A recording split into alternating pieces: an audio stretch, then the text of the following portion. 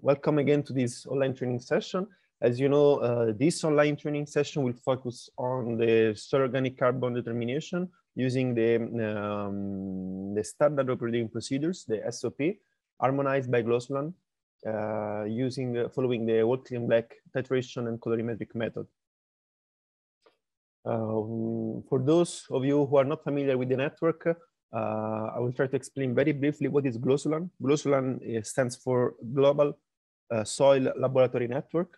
Is a network established in 2017 to group together all soil laboratories operating in the world to work together to harmonize protocols and standards, to organize proficiency tests, to improve the analytical capacity of laboratories worldwide, because we know that we need good soil data from laboratories to make map and other products and make sound decisions for sustainable soil management.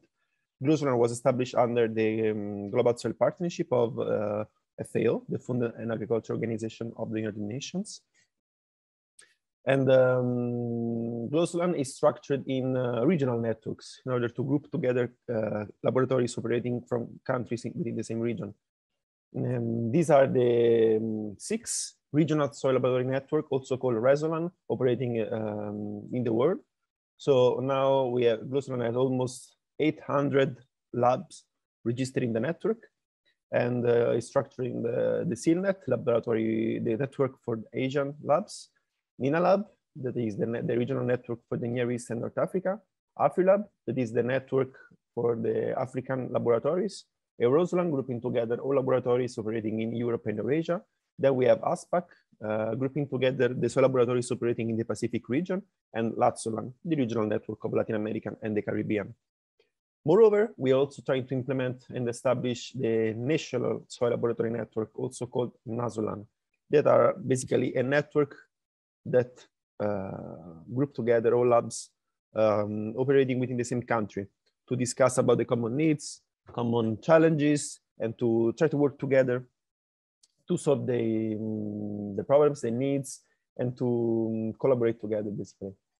GLOSOLAN again works on different topics, standard operating procedures, quality assurance and quality control, equipment for labs, and of course also capacity development. Here you can see there is our webpage. Now we'll show it to you. We have a subpage on capacity development where all the information about the webinars are reported. So you will find the description of all our webinars that are free, of course, as all the activities of the network. These webinars, these online training sessions covers different topics of soil analysis. These can be wet chemistry, dry chemistry, and health and safety for now. Then we will implement other trainings that will cover, for instance, laboratory management, equipment purchasing, equipment maintenance. So we will implement in the upcoming months different and other trainings, also in different languages. So how the webpage looks like, here we have for each webinar a short description of the lecturers and the topic, so the abstract of the training, and we have some details of the event and the link to register. Once the webinar is implemented, so today we are implementing a training on soil organic carbon. After today, so in the upcoming days, we will update online all the information, so the details of the event, the presentations that will be given, the video recording, because this training session is being recorded. So we will implement as well. We will upload also the video recording if you want to see this webinar once again. And so all the information will be available online. These are all the webinars that GLOSOLAN implemented or is currently organizing. So on the right side, you will see all the sessions on soil spectroscopy, on dry chemistry that have been implemented in English in September and October. Other training sessions on spectroscopy, on soil spectroscopy, will be organized in the upcoming months. Also in other languages, we are trying to organize them in Spanish and French as well. On the left side of the screen, you can see all the webinars that GLOSOLAN is implementing on all the other topics. So mainly wet chemistry. So we organize several sessions on the standard operating procedures. So the protocols to perform the analysis of soils. So we have Olsen, the determination of soil phosphorus by Olsen, saturated soil paste extract. These have been implemented in English, but also in Spanish. We had a webinar on health and safety, laboratory health and safety. Of course, a very important topic that was held 26th of October. And if you miss these first webinars that are here reported in gray color, don't worry, because we record them, and the details of these training sessions are reported online, and the video recording of these webinars are online. So you can go through the webinar again, even if you didn't attend it, you have the chance to see it again. Today we implement this webinar on Walkley and Black, and we have many others on schedule. So we have on Sunday, 21 November, another webinar in Arabic, this time on saturated soil paste extract. Then we will have a webinar on the determination of phosphorus by Olsen in English. Then two webinars on sample preparation, both in English and French, on 6 and 7 December. And on the 10 December, another webinar on electrical conductivity in English. So you can register to these webinars online on GLOSOLAN website. Today's training session focused on the determination of soil organic carbon following the Walkley and Black method, titration and colorimetric method. They are copies to the text of these standard operating procedures that was harmonized by GLOSOLAN members in 2020 and 2019 actually. It's available in English, Spanish, and Russian on GLOSOLAN website. Moreover, thanks to the support of colleagues operating in Philippines and Thailand, so the Bureau of Soil Water Management and the LDD in Thailand, we prepare two videos, one for the titration and one for the colorimetric method, that are available on YouTube. So these colleagues from Philippines and Thailand prepared these two videos following the procedures, and we upload them online. The video have been shot in English, but subtitles are available in all official UN languages. So if you go on the video, you can select the subtitles in Arabic, Chinese, English, French, Russian, and Spanish. So you can really follow the procedures very well. You see in the screenshot I put here, we have here the subtitles in French, in Arabic, for instance.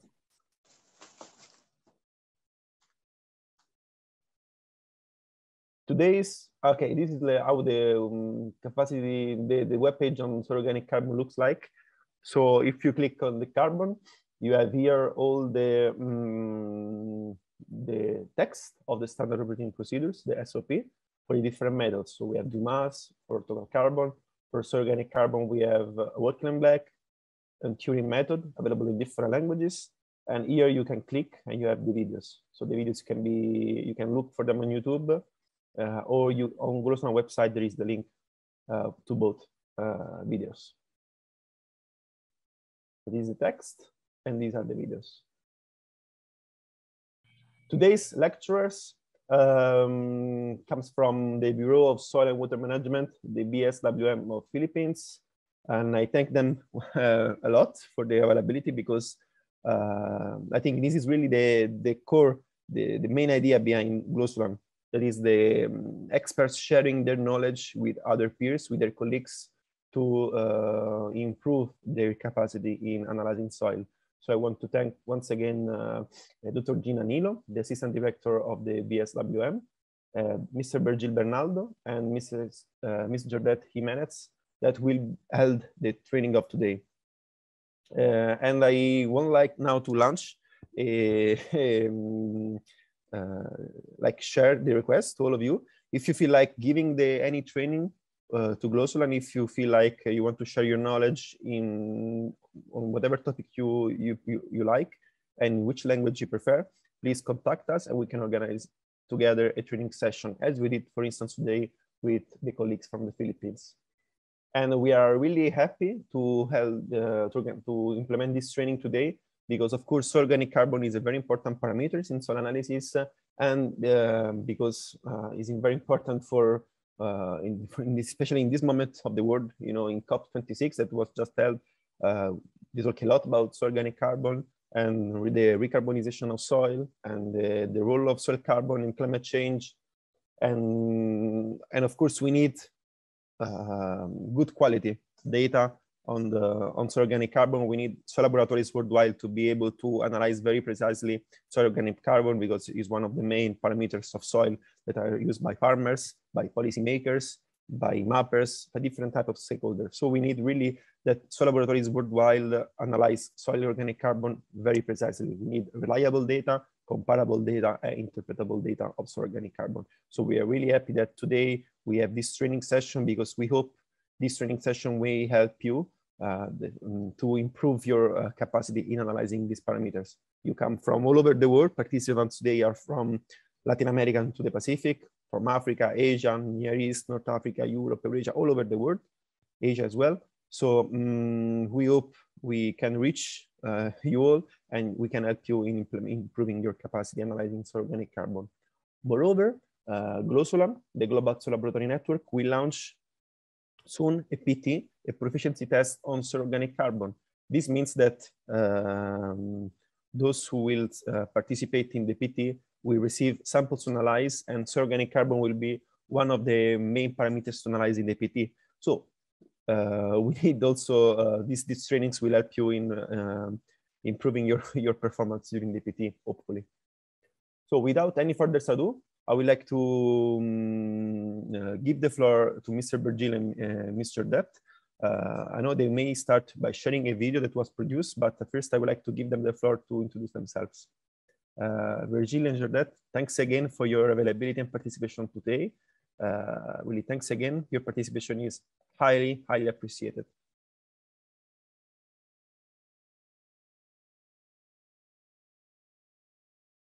And once again, I would like to just to explain how the webinar will work. Now we have a short video will be displayed, then a presentation. And after the presentation, we have a question and answer session in which you can raise your question directly to the presenters, to Dr. Gina Nilo, Mr. Virgil, and Ms. Jordet. So you can write your question in the chat now during the presentation, or you can save your questions for the last part of the webinar, in which you can raise your hand, take the floor, and raise your questions to the presenters. So thanks again, Dr. Gina, to find the time to stay with us today. I think I give you the floor now to introduce, and then I can display the video. Okay. Thank you very much, Dr. Filippo. Good morning, good afternoon, and good evening, everyone. On behalf of the Bureau of Soils and Water Management, we are so blessed and indeed so happy to be given this opportunity to participate as your resource speaker for the third webinar on the implementation of the standard operating procedure for soil organic carbon. And for this afternoon, I am pleased to present to you my team. Mr. Virgil Bernaldo, please, reaction, heart. And Miss Jordet Jimenez. You see, I'm working with very young people, very energetic, and I'm sure this will be an exciting evening for all of you. Please stay on, and we're happy to be with you for the rest of the session. Thank you.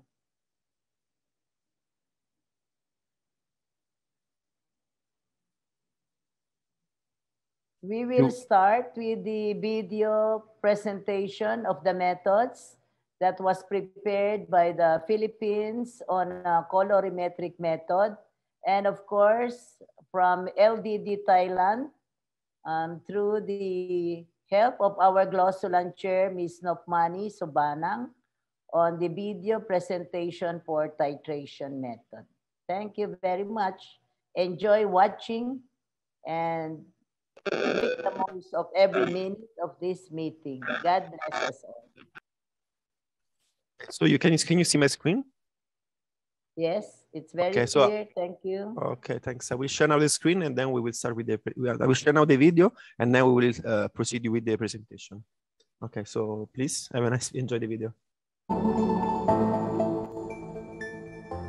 Warm greetings from the Philippines, and we say, Mabuhay! I am Gina P. Nilo. I am the Chief of the Laboratory Services Division.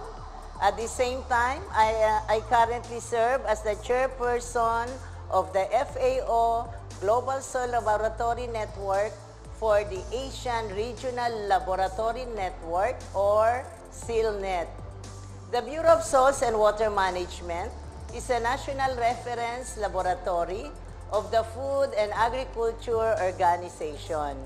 With this, we represent all soil and water laboratories in the country, and at the moment, we have 34 members, which we call ourselves the Philippine National Soil Laboratory Network. The Philippine National Soil Laboratory Network was established in 2019. That was the same time that the third SEALNet meeting was organized in the Philippines. I am pleased to mention that we are also an ISO accredited laboratory. With this, we are accredited for 17 soil physical, chemical properties. And this accreditation we got from 2016 up to June of this year, 2021. We are very hopeful that we will get another 5-year full-term accreditation for ISO 17025 2017 version. I am also pleased to mention that in the spirit of harmony, which is the main vision of the Global Soil Laboratory Network, we also promote the adoption of the harmonized test methods in all laboratories in the country. With this, we are able to do this through the implementation of the Presidential Decree 1435, wherein the Bureau of Soils and Water Management has the mandate to supervise, regulate, and control all of the soil laboratories in the country. For the meantime, what we consider as the soil laboratory are those laboratories that can analyze for the minimum parameter to describe soil properties. And these are pH, nitrogen, phosphorus, potassium, and organic carbon. It is with great pleasure that the Bureau of Soils and Water Management, through the Laboratory Services Division, is the lead author for the determination of soil organic carbon of the Global Soil Laboratory Network's standard operating procedure. With me is my co-author, Mr. Berhil Bernaldo, and of course, I'm very pleased to introduce my team at the Soil Chemistry section under the leadership of Ms. Florfina Sanchez and our able analyst, Ms. Jordette Jimenez, for the presentation of soil organic carbon, Walkley and Black method using colorimetric method. Thank you very much, and I hope you enjoy watching this video presentation. God bless us all. Organic carbon is one of the most important soil parameters. Determining its quantity in soils permits to derive many information, especially on soil fertility, soil biodiversity, soil erosion, and soil buffer capacity for hazardous chemicals. In this video, we will show you how to quantify soil organic carbon using the Walkley Black colorimetric methods. Procedure: colorimetric method. In the procedure of the colorimetric method, follow these steps. Number 1. The preparation of samples. First, weigh 0.5 grams of soil sample.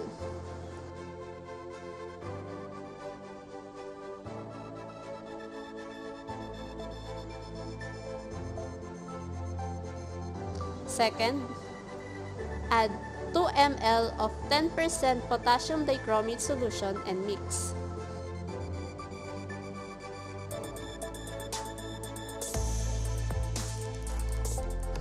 Third, add 5 ml of sulfuric acid, cool and stand for 30 minutes.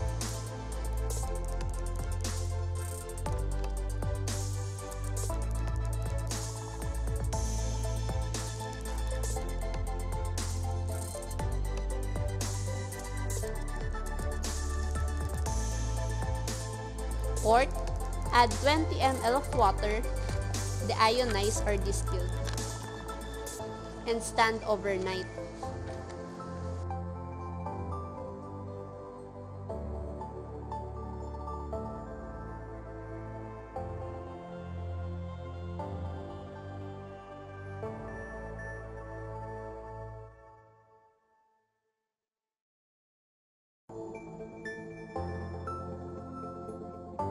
Preparation of standards curve. First, prepare a set of sucrose standards as specified in the display table in centrifuge tubes. Volumes of sucrose standard and the ionized or distilled water corresponding to the mass of organic carbon. Second, to each tube, add 2 ml 10% potassium dichromate solution and mix.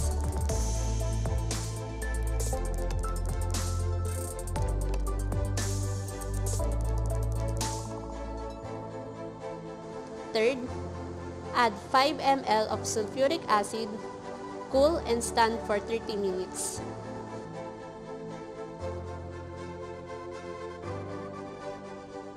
Measurement.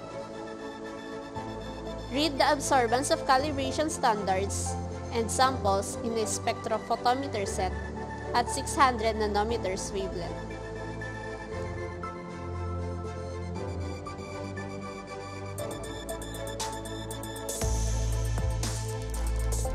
Second, when the correlation coefficient of the calibration curve is equal to or greater than 0.9990, proceed with the analysis of samples. Otherwise, verify the standards and reagents were correctly prepared and measurements is functioning properly and that the instrument setup is correct. Corrective actions must be taken and details of corrective action recorded.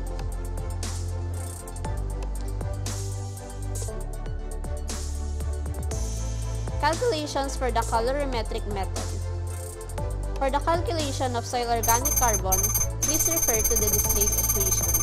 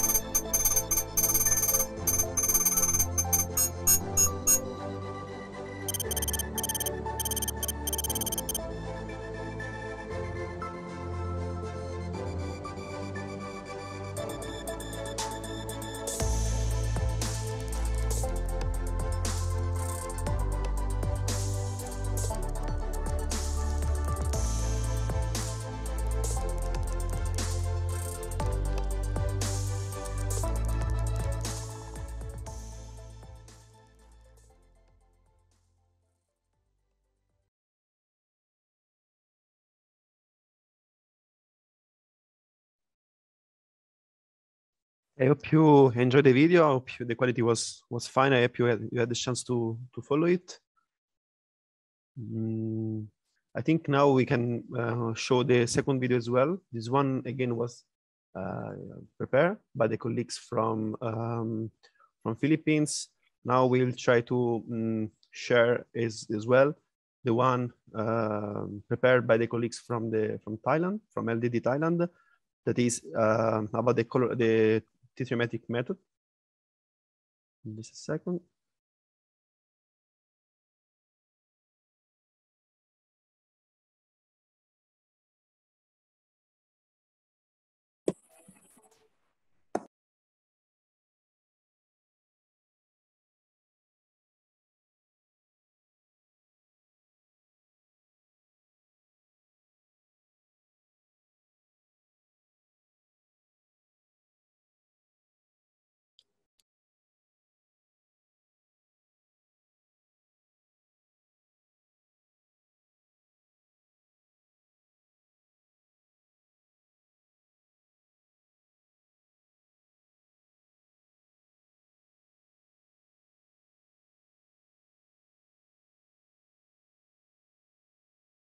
If you can see my screen.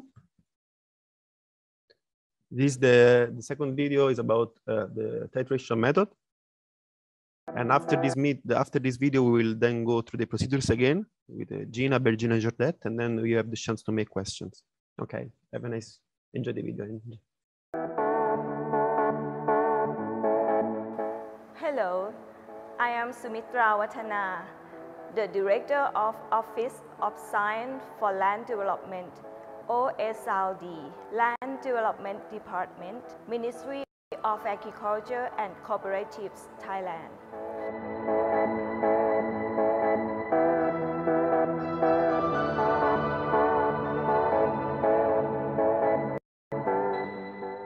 Our office has 6 fields of soil quality testing laboratories, which are soil chemistry, soil physics, soil mineralogy, plant analysis, fertilizer, and soil environment, all for recommendations and improvement of soil fertility.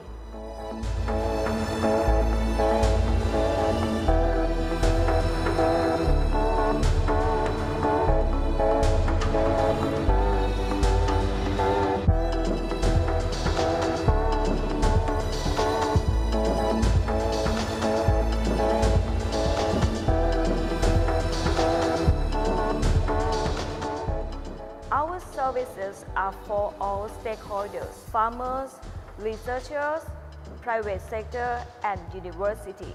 It is a pleasure for our laboratory to host the choosing of this video to show you how to determine soil organic carbon using Walkley and Black titration method.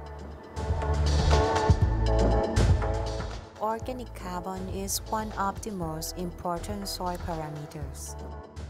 Determine its quantity in soils permits to derive many information, especially on soil fertility, soil biodiversity, soil erosion, and soil buffer capacity for hazardous chemicals.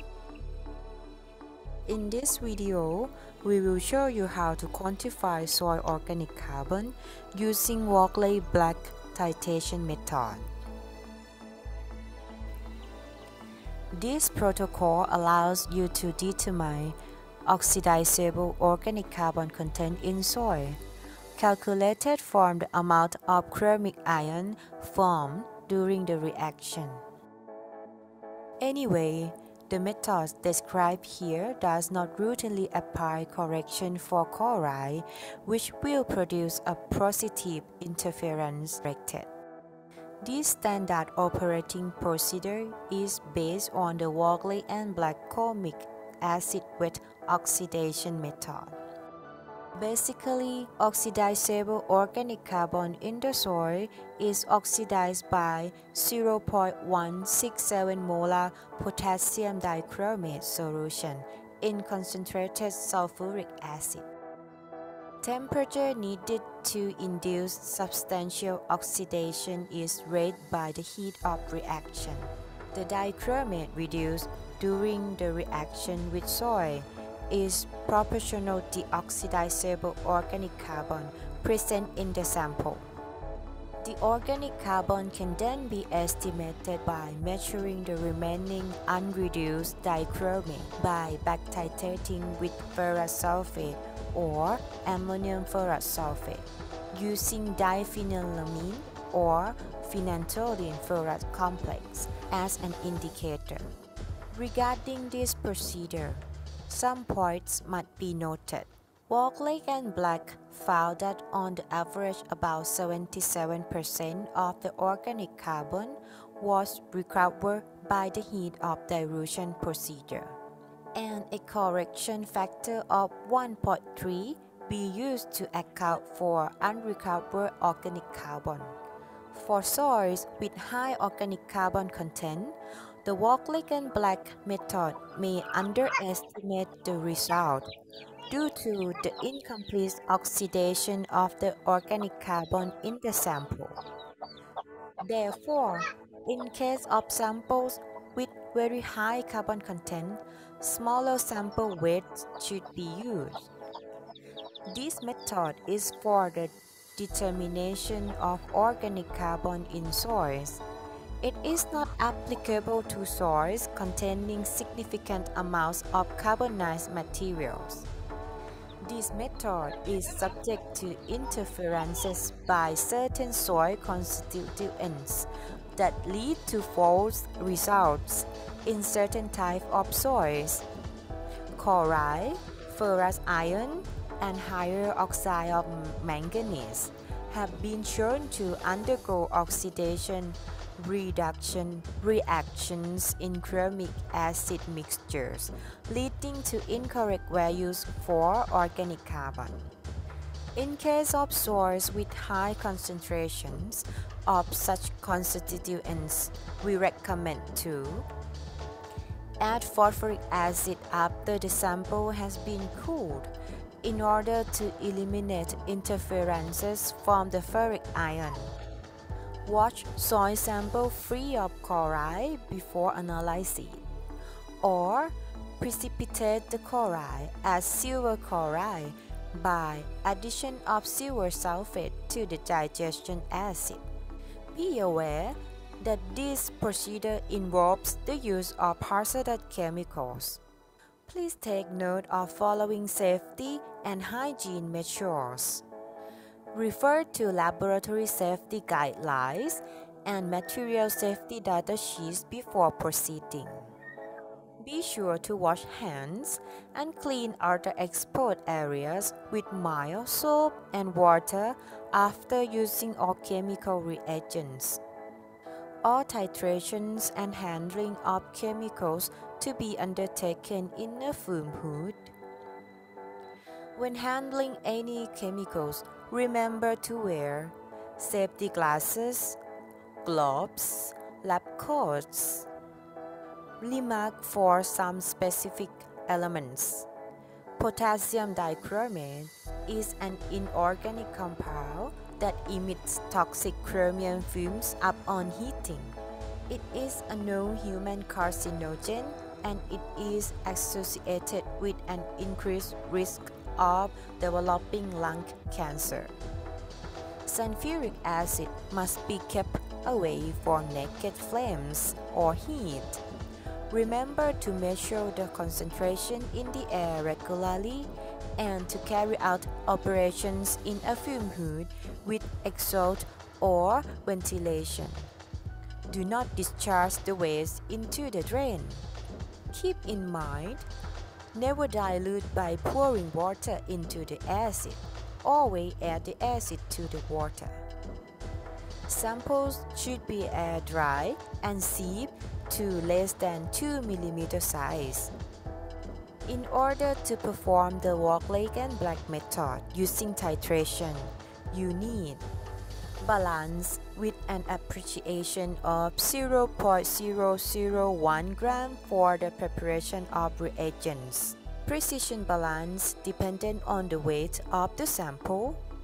50 ml of burette with an appreciation of plus minus 0.02 ml for the tritrans solution.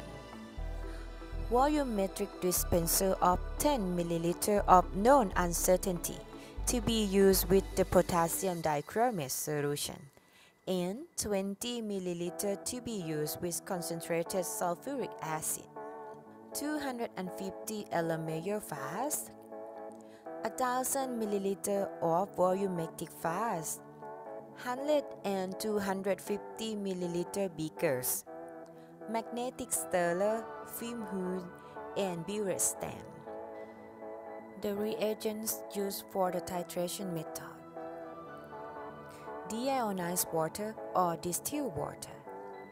It should have an electroconductivity less than 0.0015 deci-Siemens per meter. Potassium dichromate standard 0.167 molar. Dissolve 49.04 gram of traceable or equivalent analytical grade of potassium dichromate. Previously dry at 105 Celsius for 2 hours and cool in the desiccator to room temperature. Sulfuric acid concentrated, not less than 96%. Indicator: phenantholine ferrous complex at 0.025 molar is used as an indicator in our laboratory. Dissolve 1.485 grams of phenantholine monohydrate and 0.695 grams of ferrous sulfate heptahydrate in deionized or distilled water. Dilute the solution to a volume of 100 ml. For the titrant, you can use either ferrous sulfate or ferrous ammonium sulfate at 0.5 molar. Ferrous sulfate solution 0.5 molar. Dissolve 140 grams ferrous sulfate heptahydrate in deionized or distilled water. Add 15 ml of concentrated sulfuric acid. Cool the solution. Then dilute it to a volume of 1000 ml with deionized or distilled water. Finally, standardize this reagent daily by titrating it against 10 ml of 0.167 molar potassium dichromate, ferrous ammonium sulfate 0.5 molar. Dissolve 196 grams of ferrous ammonium sulfate in 700 ml of distilled water. Add 20 ml of concentrated sulfuric acid. Cool the solution. Dilute it to a volume of 1000 ml with distilled water. Then standardize this reagent daily by titrating it against 10 ml of 0.167 molar potassium dichromate. After preparing necessary reagents, now we are ready to start our procedure using the titration method. Weigh 1 gram of air disoy into a 250 ml Erlenmeyer vase or beaker. Add 10 ml of 0.167 molar potassium dichromate and swirl the vase gently to disappear the soy into the solution. Then, with care, rapidly add 20 ml concentrated sulfuric acid, directing the stream into the suspension. Immediately swirl the vase gently until the soy and reagent are mixed. Then, move vigorously for a total of 1 minute. To minimize heat loss, allow the vase to stand for 30 minutes in a fume hood. Then, add 100 ml of water into the vase. If proceed the titration by manual method, add 3 to 4 drops of phenantholine indicator and titrate the solution with 0.5 molar ferrous sulfate solution. At the endpoint is approached, proceed the further titration when using phenantholine indicator. The solution take on a greenish cast and then change to a dark green. At this point, add the ferrous sulfate heptahydrate drop by drop until the color changes sharply from blue to red, maroon color in reflected light against a white background. Determine 1 to 3 blanks in the same manner but without soy to standardize the potassium dichromate. In case you proceed by manual potentiometric titration. First, set an expand scale pH meter with a platinum electrode and caramel reference electrode to read the potential difference in millivolts. Insert the electrodes and temperature compensator in the solution. and stir with a magnetic stirrer. Tall form beakers can be used as an alternative to conical flask, giving more room for the electrode, temperature compensator, and burette. Plot a titration curve by recording a value of measured potential difference in millivolt and milliliter titrant, 0.5 normal ferrous sulfate, added from a burette. The endpoint is then found on the point of inflections on the curve, approximately 750 millivolts. Titration are simply discontinued when this point is reached, and the corresponding titrant consumption is then mature. During the titration, if over 8 ml of the 10 ml of dichromate has been reduced, the determination must be repeated with a smaller amount of soil sample. From the display equation, we can access that 1 ml of 1 normal dichromate solution is equivalent to 3 mg of carbon.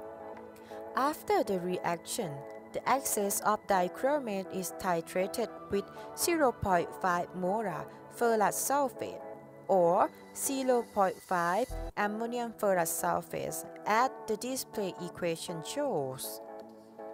For accuracy, we participate in an inter-laboratory proficiency test at least once a year. The PTC score should be less than 2.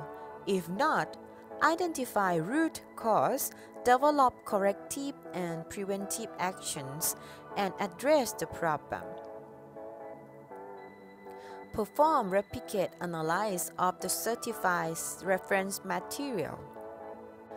Compare results of own laboratory with results of other laboratories as provided in the performance analysis report or certified reference material certificate.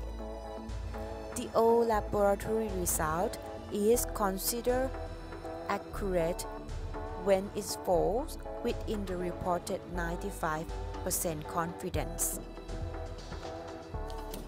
For the precision, perform replicate analysis of 10% of samples in a test batch.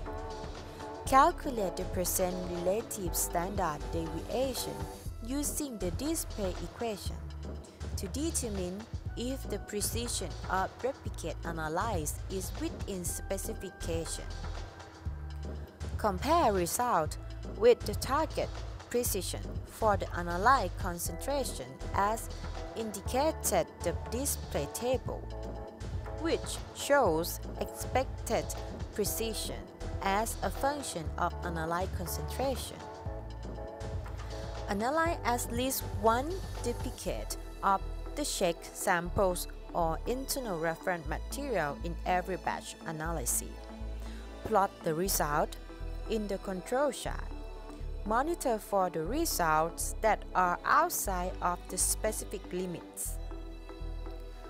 Identify the root causes and develop the corrective and preventive actions.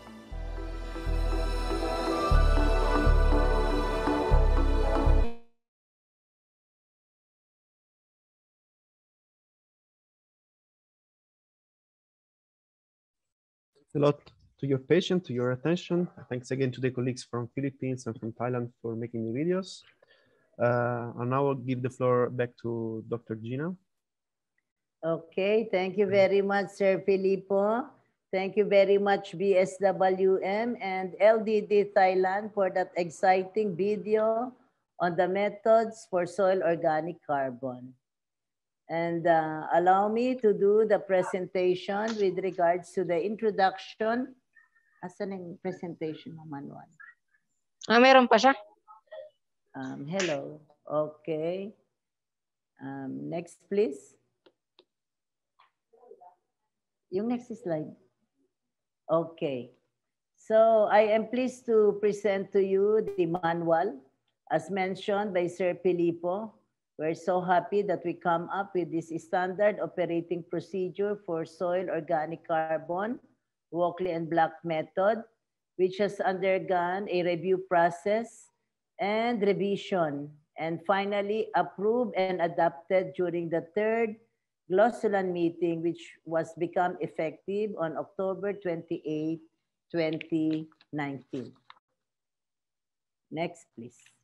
So allow me to present to you the brief introduction on soil organic carbon, its importance as described in the manual. Soil carbon is probably the most important component in soils as it affects almost all soil properties. Carbon, as soil organic matter, it alters the physical, chemical, and biological properties of soil. So soil organic matter can refer to all decomposed, partly decomposed, and undecomposed organic materials of plant and animal origin. It is generally synonymous with humus, although the latter is more commonly used when referring to the well-decomposed organic matter, which we call humic substances. Organic matter is a primary indicator of soil quality.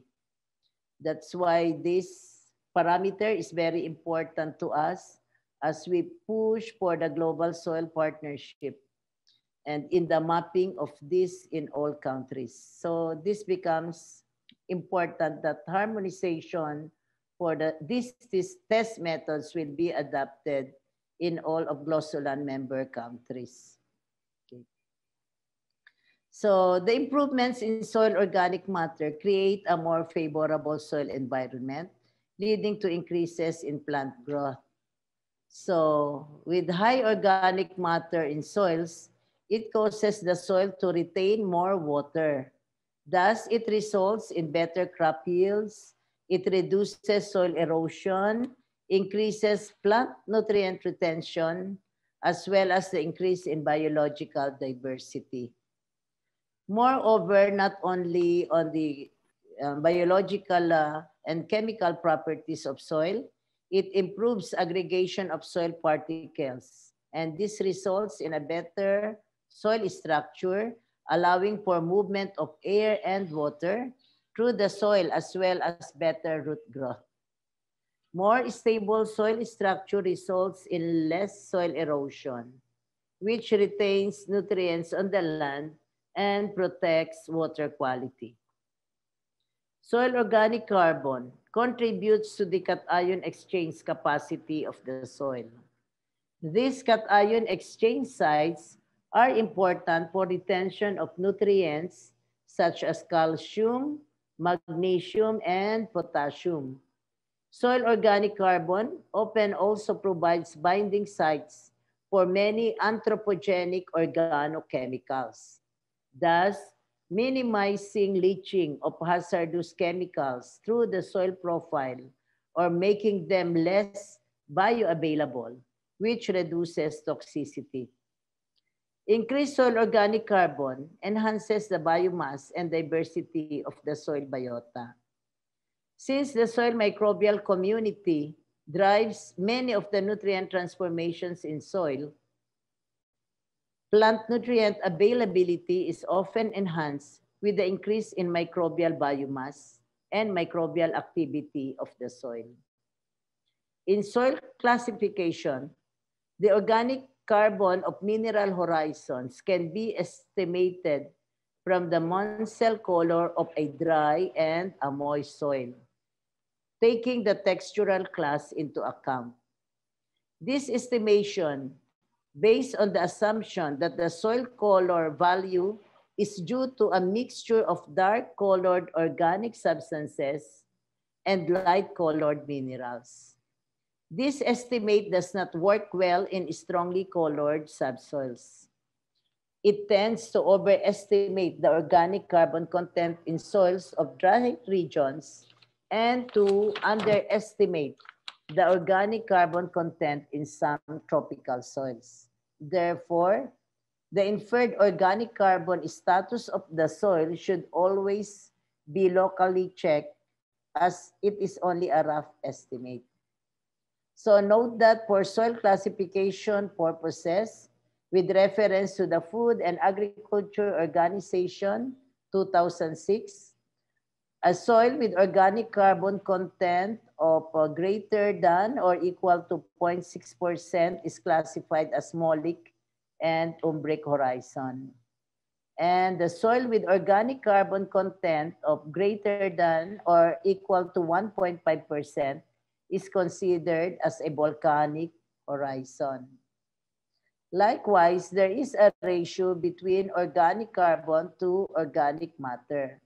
So 1 unit of organic carbon is equivalent to between 1.7 to 2. That's why if we want to convert organic carbon to organic matter, it's either, in our case, we multiply it by 1.72. In all these situations, it is important to have high-quality organic carbon data. Luckily, the methods to measure organic carbon are rather easy to run. But of course, we need to have a special effort by soil analysis laboratories to provide the best possible quality data. This is the reason why we have this webinar. The quality data is very important for the purpose of exchanging information between and across countries. So this will as well allow us the monitoring of changes in soil organic carbon at both the local and regional scales, and also give a better idea of the future scenarios, not only for soil organic carbon content, but also for atmospheric carbon dioxide evolution. So to this end, I am pleased to present to you Mr. Virgil Bernaldo and Ms. Jordette Jimenez to discuss on the details of the method of the analysis of organic carbon. Mr. Virgil Bernaldo, the floor is yours. Thank you.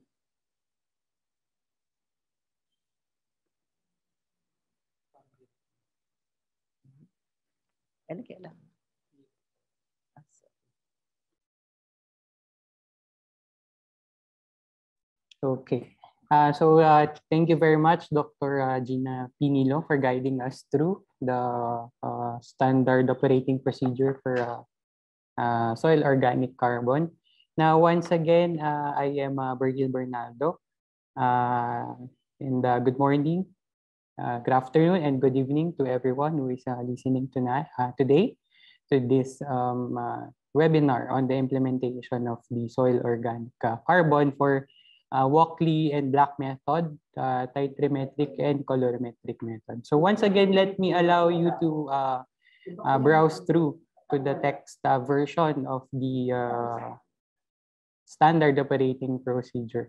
And as we go through along the presentation, I will just skip some of the slides as already presented on the two videos that we have watched earlier.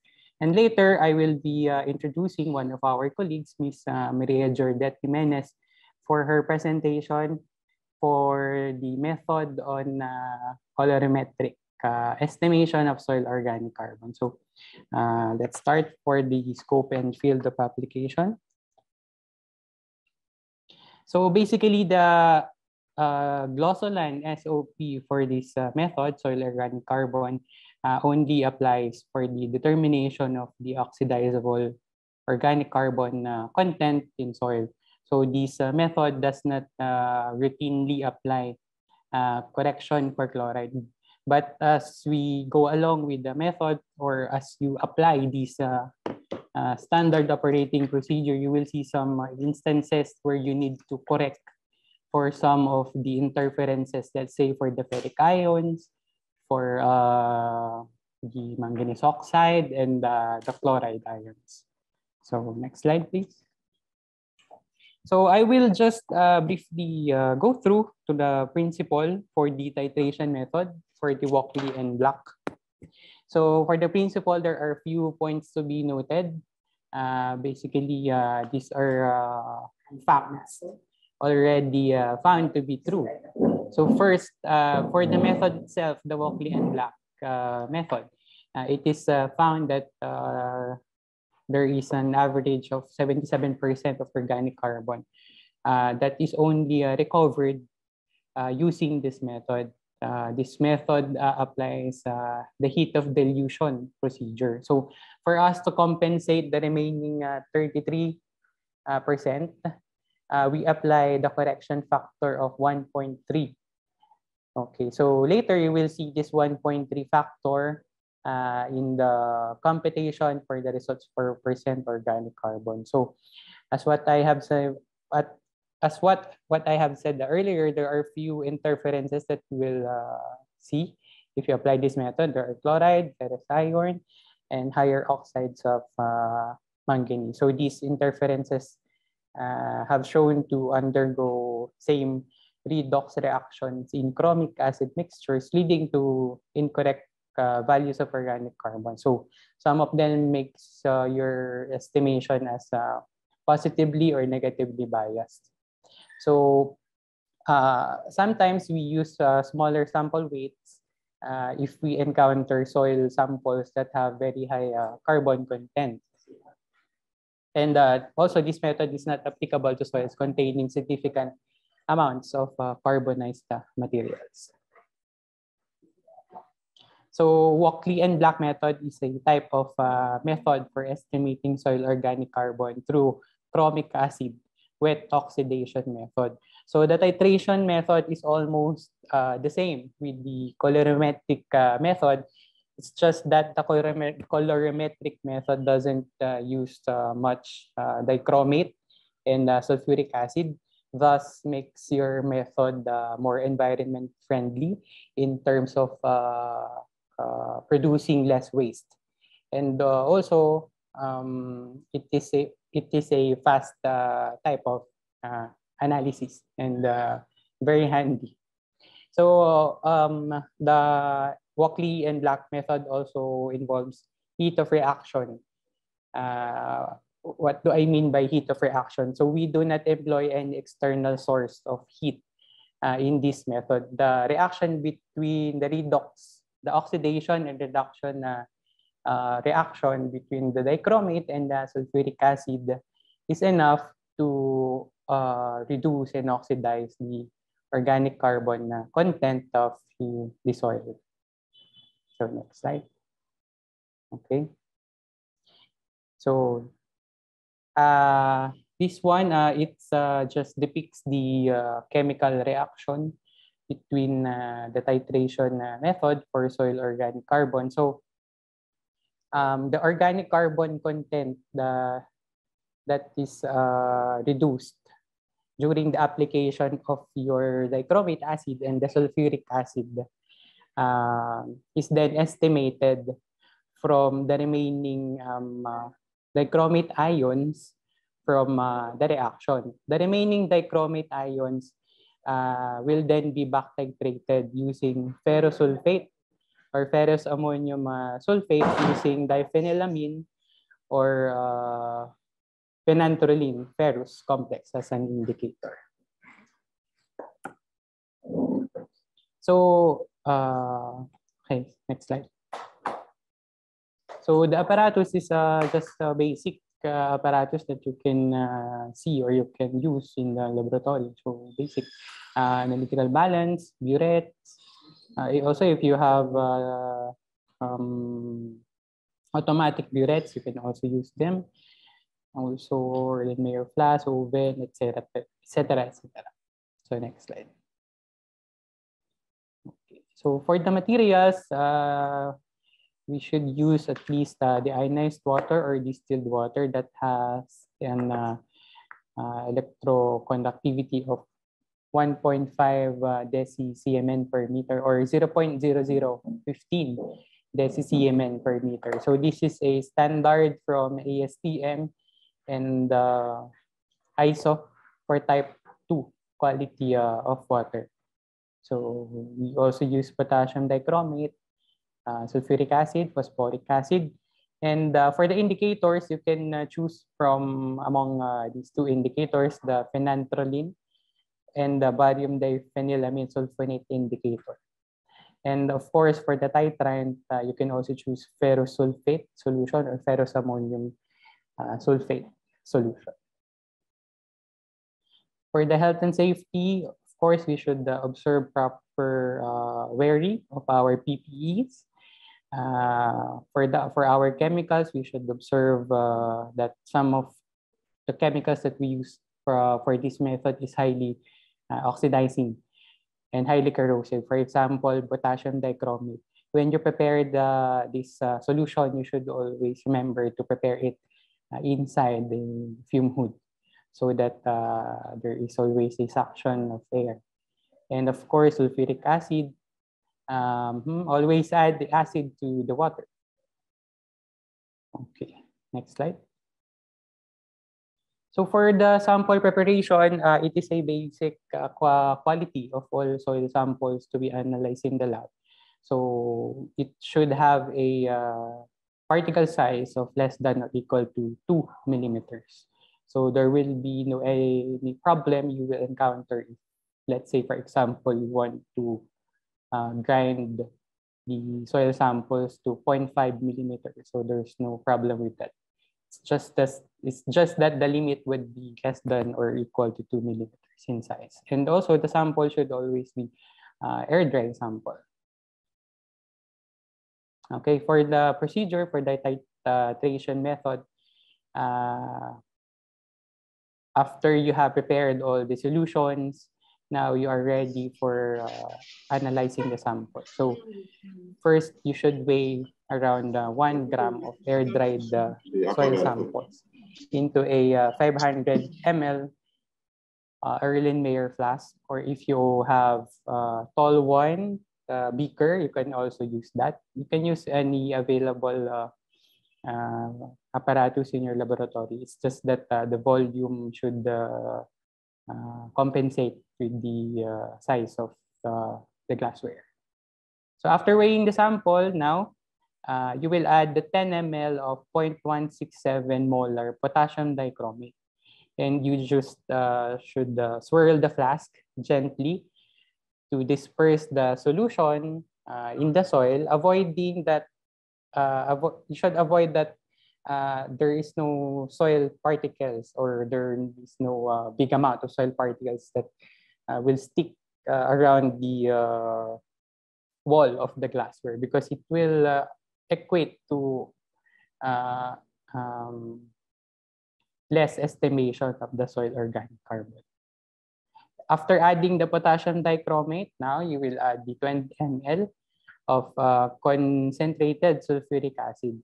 So the sulfuric acid should be directed to the stream should be directed into the suspension. So just be careful when adding the sulfuric acid because it produces fumes. So you should do this under a fume hood.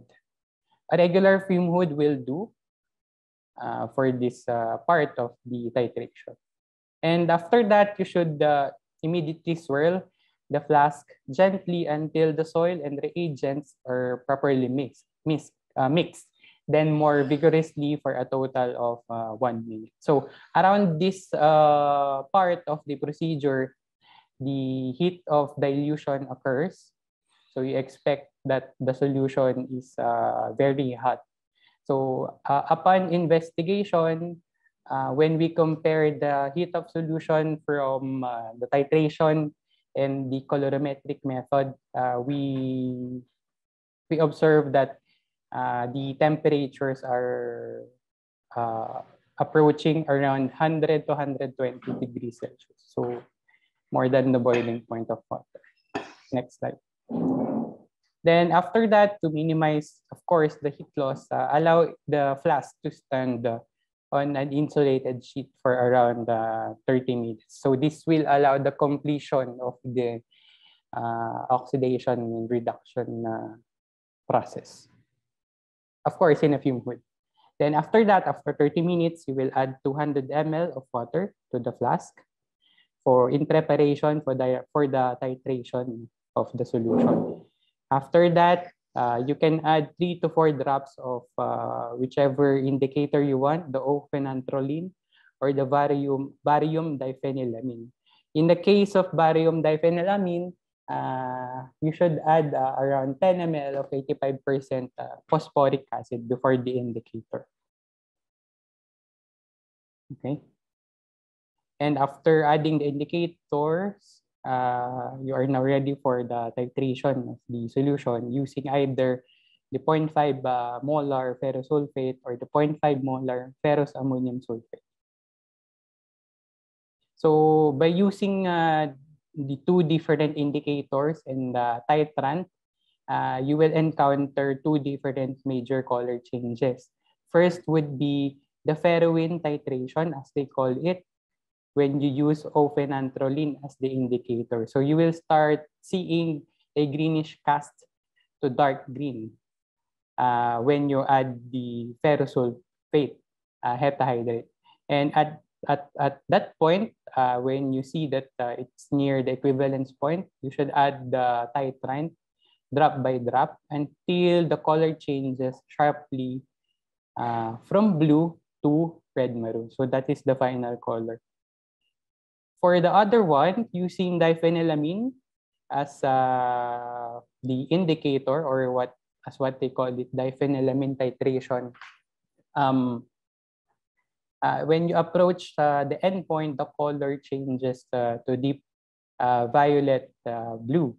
So after you see this color change, you should slow down in pouring the titrant.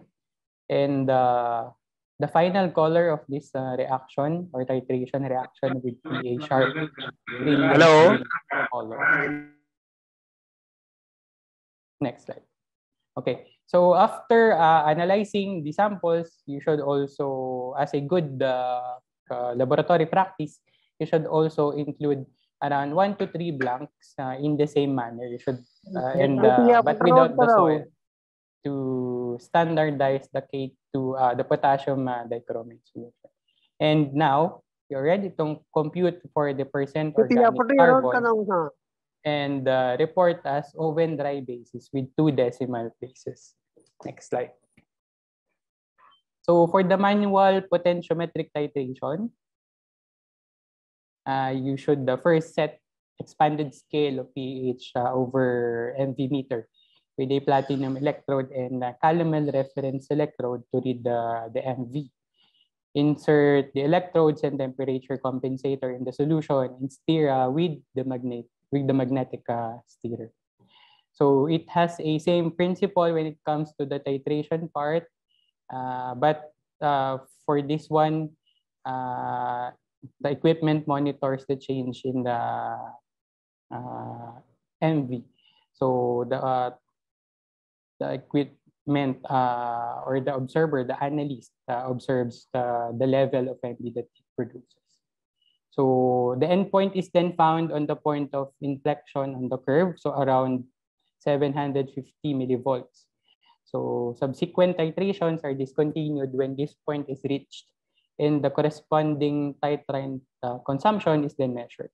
So if you observe that there is over 8 ml of the 10 ml dichromate, which has been reduced, the determination must be repeated with smaller amount of soil sample, meaning the soil that you are analyzing contains too much soil organic carbon. So you should repeat it using smaller amount of soil in order for you to properly estimate the amount of soil organic carbon.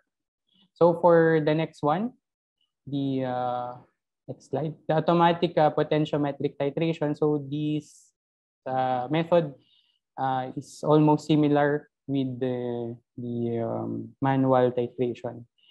It just uses the judgment of the equipment itself. So next slide. So this is the summary of procedures for the titration method. You can easily follow the step-by-step procedure for the titration method as what I have discussed earlier. Next one. So for the calculation of the titration method, you will see that we are actually computing for the percent organic carbon, not the percent organic matter. So for the percent organic carbon, we compute for the difference of the blank and the volume of the blank and the volume of the sample multiplied by the concentration of the ferrous ammonium sulfate or the titrant multiplied by 0.003 or the carbon oxidized is accounts for the number of moles of carbon oxidized as what I have shown earlier in the chemical reaction. And multiply also by the correction factor, the 1.3, to compensate for the unrecovered organic carbon for this method. And also for we also multiply it by MCF, or the moisture correction factor, because we compute the results, or we generate the results as a oven dry basis. So the MCF accounts for the moisture content of the sample. And also it will be divided by the weight of the soil. Okay, next slide. So this is the, we showed you, we are showing here the moisture correction factor computation. Next slide. Okay, so for the colorimetric method, I'm pleased to introduce to you Ms. Jordette Jimenez to give a brief discussion for the colorimetric method for the estimation of soil organic carbon. Thank you.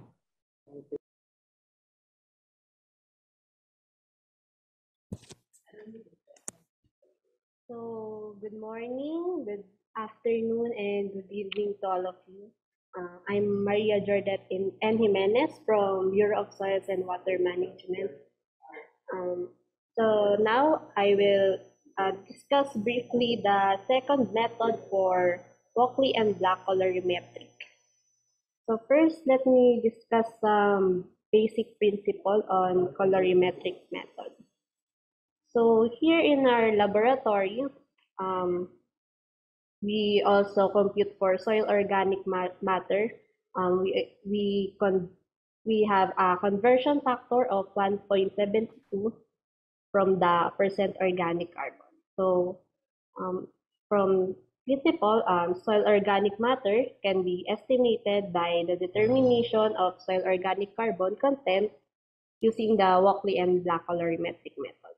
So the organic matter colorimetric methods uses two basic reagents, which is the first is the potassium dichromate, and second is the concentrated sulfuric acid. So organic matter in soil oxidized with potassium dichromate in concentrated sulfuric acid without the need of external heating. So the reaction itself raises the temperature, which is sufficient for the oxidation reduction reaction. So although this method has been lead to incomplete oxidation of organic carbon, it is adequate when higher forms of chromic ions is in excess at the end of this wet oxidation. So the green color, or the chromic ions produced from the reaction, it is direct proportion to the carbon being oxidized, which is measured once again by colorimetric estimation. The extent of oxidation can be determined by measuring the concentration at wavelength near 600 nanometers. And then the chromic ion has a two broad maxima in the visible range near 450 and 600 nanometers. So here, the organic carbon is oxidized by 0.34 molar potassium dichromate in sulfuric acid, which is concentrated. And the oxidation can be determined by measuring the concentration at wavelength near 600 nanometers. MD bhai So let me discuss the basic apparatus for this colorimetric method. So of course, you need a analytical balance with a 0.001 gram appreciation for the preparation of reagents, and spectrophotometer PVVs suitable for measuring at around 600 nanometers wavelength. Then centrifuge tubes or the glass conical tubes around that can accommodate to 50 to 70 ml and can withstand of greater than 130 degrees temperature. Next is the dispensing or volumetric pipettes, graduated pipettes, and the calibrated dispenser, glass rod, and volumetric flask, beakers, and all. So here are the list of some basic equipment used for this method. Here is the analytical balance, the UV spectrophotometer, conical tube, and the dispenser. So for the materials used in this method, we have first, you can use the ionized water or distilled water, and it should have an electrical conductivity of less than 0.0015 decisegment per meter, and potassium dichromate 10% solution or 0.34 molar. Third is the NIST sucrose standard, 4 milligram per ml concentration, and then the sulfuric acid, which is concentrated and not less than 96%. So here is the procedure for this method. So first, the procedure has two parts. First is the preparation of standards. Then next is the preparation of samples. So for the preparation of standards, number one, you place volumes of sucrose standard and the ionized or distilled water here in the table number 1. So here in table number 1, the standard preparation, here you will prepare 0 to 8 milligram per ml of sucrose standard.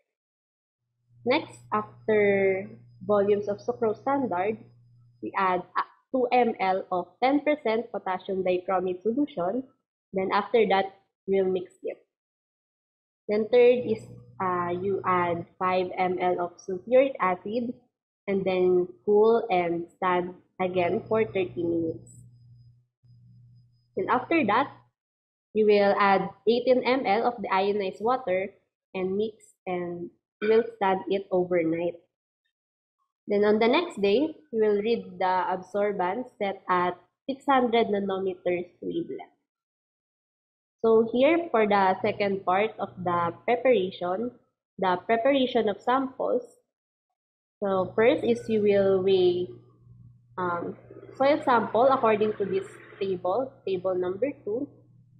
For the weight, smaller weights will be used for the more or high in organic matter, while high organic matter, you will use a smaller weight. Here is a guide. So second, you will add 2 ml of 10% potassium dichromate again and mix it. Third is you will add 5 ml of sulfuric acid and you will cool it and also stand for 30 minutes. Then next, you will add 20 ml of the ionized or distilled water, then mix and stand overnight. So on the next day, you will read the absorbance set at 600 nanometers wavelength. So here for the calculation of colorimetric method, so for the percent organic carbon is equal to concentration of sample minus the concentration of blank times the MCF times the F or the correction factor times 100 and then divided by the weight. So correction factor is 1.3. And MCF is stand for the moisture correction factor. So here is the calculation for the moisture correction factor, which is percent moisture is equal to the weight of moist soil plus dish minus the weight of the oven dry soil plus dish all over the weight of oven dry sample times 100. Then the moisture correction factor is equal to 100 plus percent moisture all over 100. So here is the sample computation here in our laboratory. We have a sample code SRS 2009 with a 500.2 milligram weight, and the concentration of the sample is 2.2056, and the concentration of the blank is 0.0222, and MCF of 1.01, and the correction factor of 1.3. So that will be the result to 0.57% organic carbon. And next, for the quality assurance and the quality procedure, we have the accuracy test, the precision test, and the control chart. So first, the accuracy test, we participate in a interlaboratory proficiency testing program at least once a year. You will compare your results with your own laboratory with the results of other laboratories' performance analysis report or the CRM material.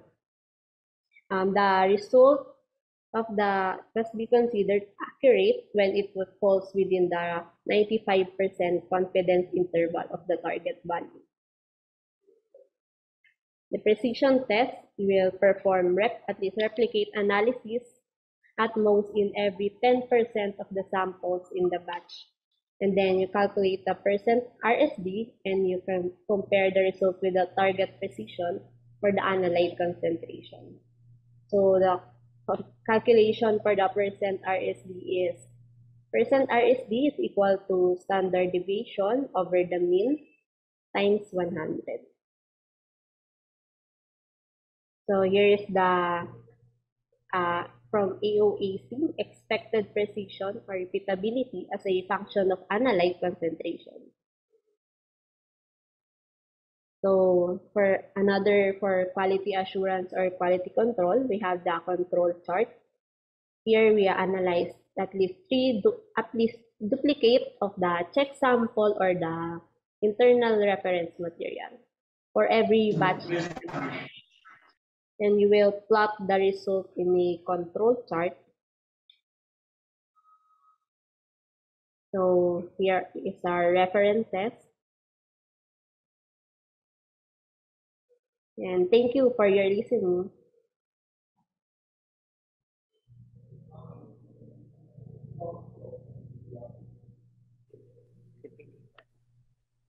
Thanks a lot. Thanks a lot, Shirdat. Thanks a lot, Behil and Dr. Gina. Can you stop sharing your screen so we can see each other? I don't know if the presentation is finished, is ended. I think so. I now open the floor for questions and comments. I don't know if the Dr. Gina would like to take the floor. Want to add something? Thank you. Dr. Gina? So that is all for now, and we're happy to receive comments, questions. Thank you. Okay, thanks a lot. Thanks a lot once again to you and your colleagues, Behil and Jordat. I'm pretty sure that, let's say, all participants perform organic carbon in the lab and may adopt these procedures, eventually with some change or adaptation of the method. So we really would like to hear from you about what modification you adopt to the method, or if you have any question to this on this method, please. This is the moment, because you have here some experts on the topic. So you are more than welcome to raise your question in the chat or take the floor for share your comments. I see there is an hands up from Tahir Sa. Yes, sir. Hello. Can you hear me? Yes, Tahir. Where are you from? Sir, I'm from Pakistan. Welcome. Please share your question. Sir, if we test the soil organic carbon or total organic carbon, so can we apply the same method? Can we do the same procedure for both of them?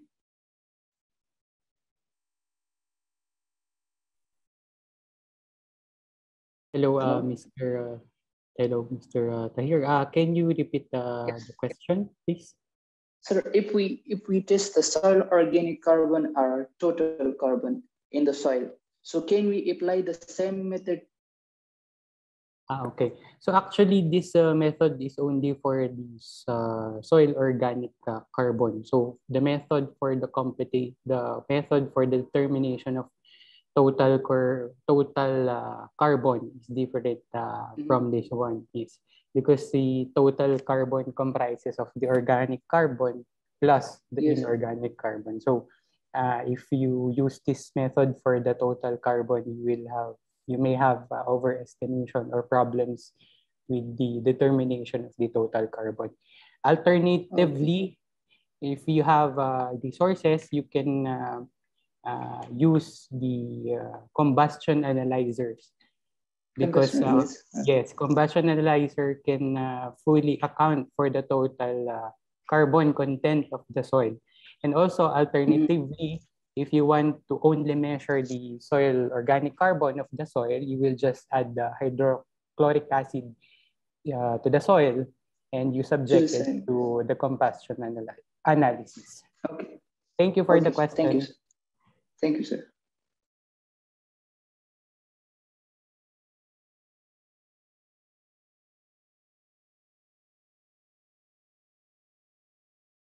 Thanks for your question. Thank you. Berhil, I think there is a question at the chat. Which one is a better method?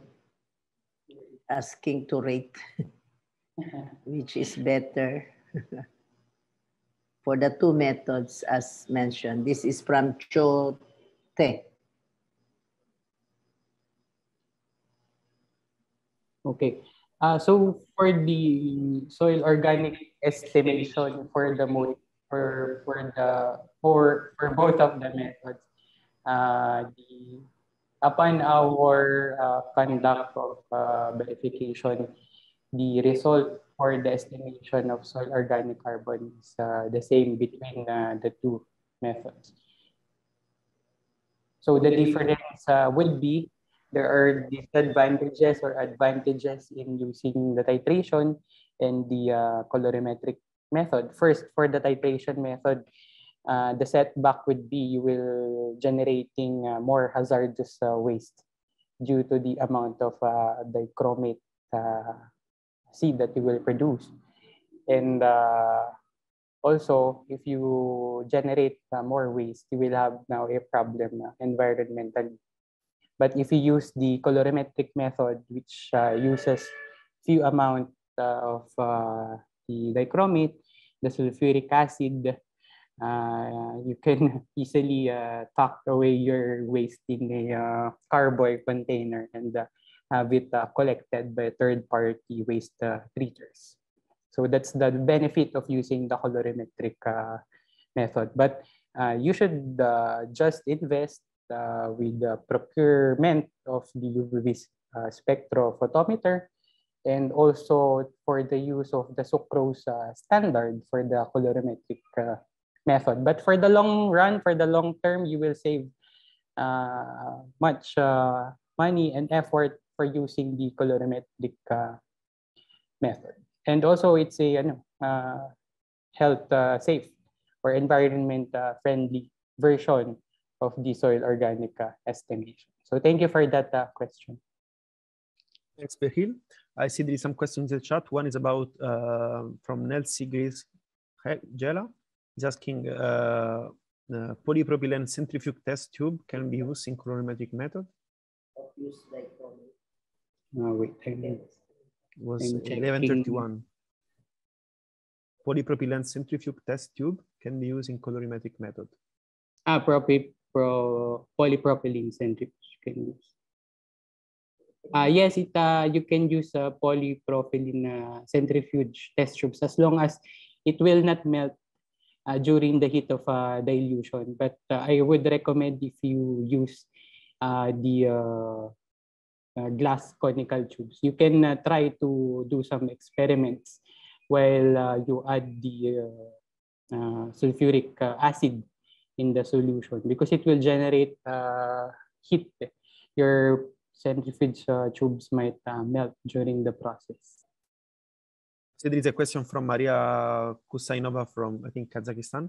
I would like to answer this one because she pointed out, of course, that these are very traditional methods. Walkley and Black was established many years ago. And she said that now there are new devices that do everything on their own. And she was wondering if they need to leave these methods and use a new device. Before giving the floor to you, Berhil, and to your colleagues, I would like also to mention that GLOSOLAN is aware that these methods are rather, let's say, traditional, and that we have new devices now. The point is that many labs in many countries of the world can just rely on these methodologies on Walkley and Black because they may have problems with in procuring new technologies. So we prepare, like we harmonize the standard operating procedures for Walkley and Black for these reasons. Still, we are aware that new devices are available. We are aware that Walkley and Black, as Berhil mentioned, involve very dangerous reagents that have problems for the disposal and for the human health. So we are trying to also harmonize other methodologies. We harmonize an SOP using the Turing method to measure organic carbon, and we will work on another one on, hopefully we will work on loss of ignition as well. But of course there are other methodologies and we will try to work on that. We start with Walkley and Black because it's the most adopted methodologies from all over the world. All the countries rely on this, but of course we would like to promote the transitions toward more sustainable methodologies. So I don't know if Berhil, you want to add something to this? Yes, thank you, Mr. Filippo. So Sir Filippo is right in terms of the use of advanced technology for the computation or for the determination of soil organic carbon. But on this note, we would just want to present to you more, what you call this? We want to have more choices for our laboratories around the world because our laboratories does not have the same capacities with the other side of the world.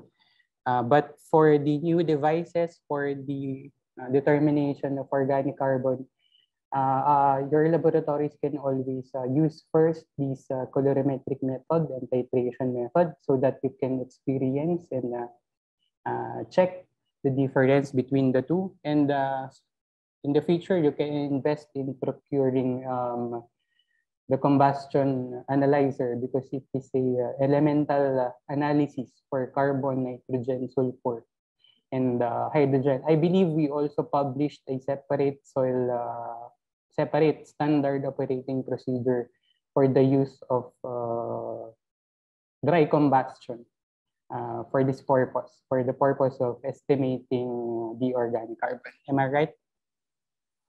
Okay.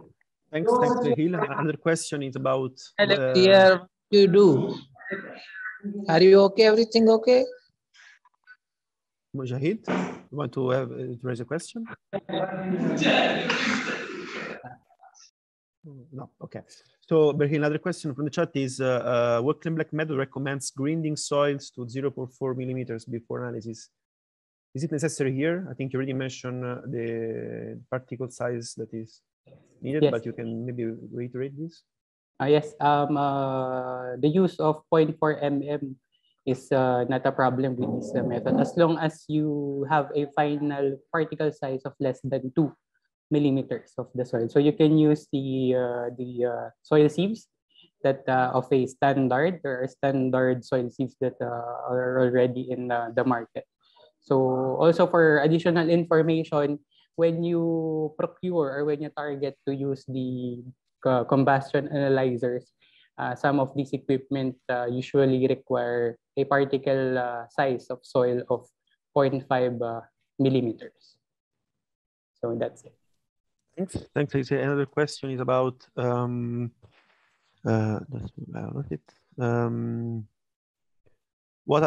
about the usage of arrow water from Udaya Vitarana?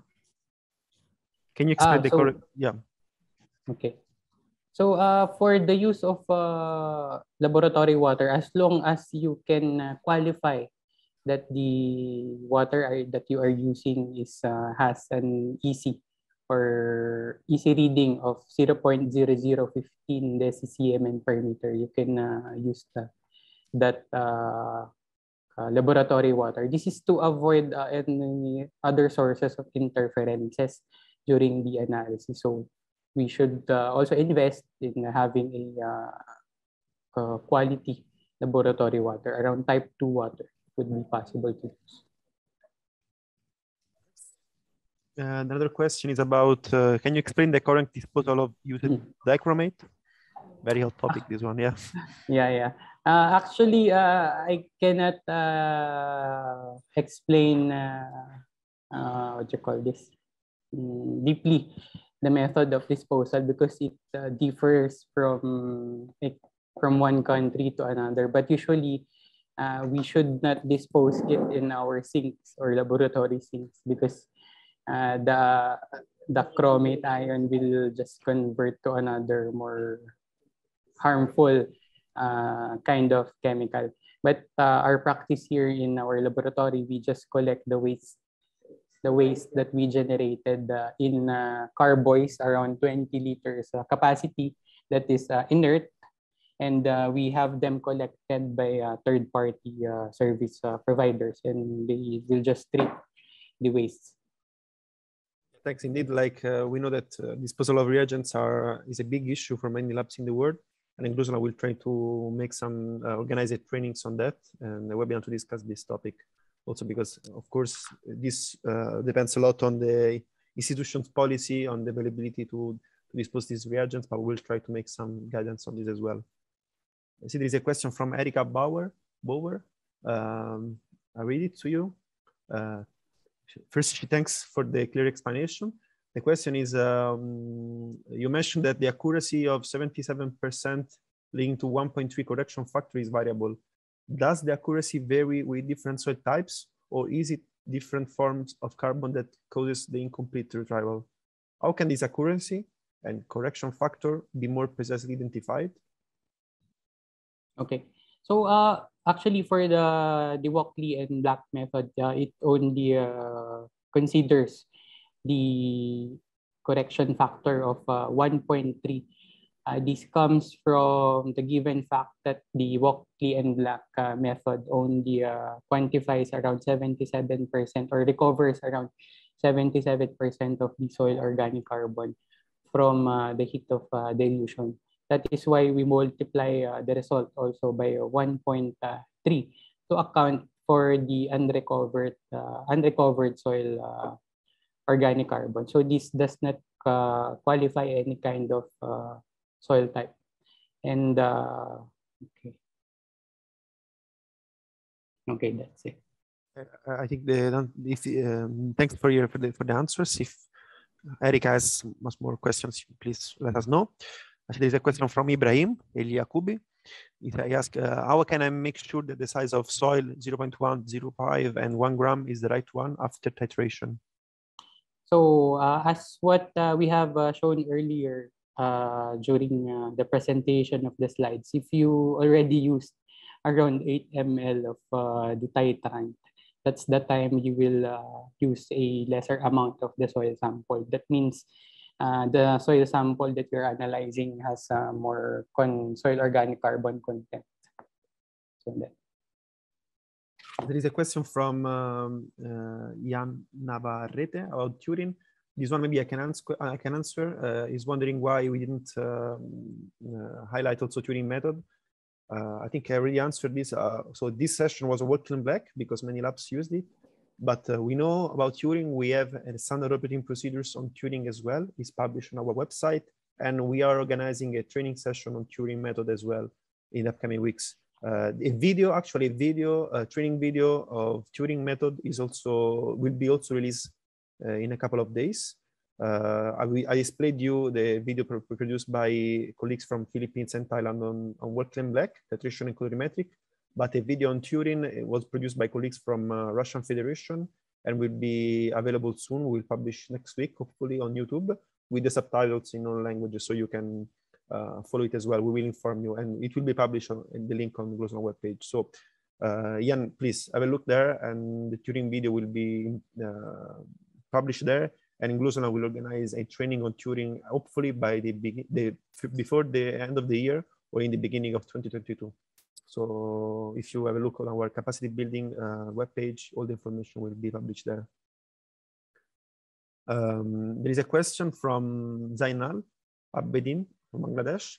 The question is, did you validate the results between titration and colorimetric methods? I don't know if Behil, Gina, or that wants to answer. Yeah. Okay. Yes, we have actually validated the results between the titration and colorimetric method sometime in 2019. And the results show that the results from the colorimetric and from the titration does not vary that much. We used a certified reference material so that we can be sure that the result is comparable between the two methods of estimating the soil organic content. Thanks. Question from the Pacific, from New Caledonia. Virginie Ladru, I hope I pronounce it well, is asking about colorimetric method. The SOP states that the samples should stand overnight before analysis. The question is, do you have any knowledge on the stability of the extracts over several days? Jardette will answer for this one. Yes, so the sample will overnight before the analysis because the purpose of this overnight sample is to settle the soil samples on the bottom because when you're using the zipper in UV spectrophotometer, it might zip a soil sample on the bottom, so you will let it stand overnight. For the several days, I think it will be last for 24 hours because it will make undergo redox reaction, so the stability is good for 24 hours. Thank you. Thanks, Jardette, for your clear explanation. If Virginie has other questions, please write in the chat or take the floor. There's another question for the colorimetric method, so I think it's still for you, Jardette, from Michelle Anne Boucand.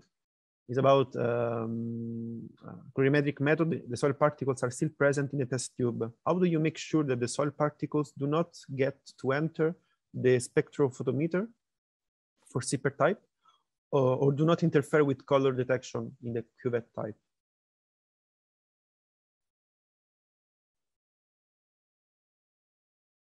Yeah, you're on mute.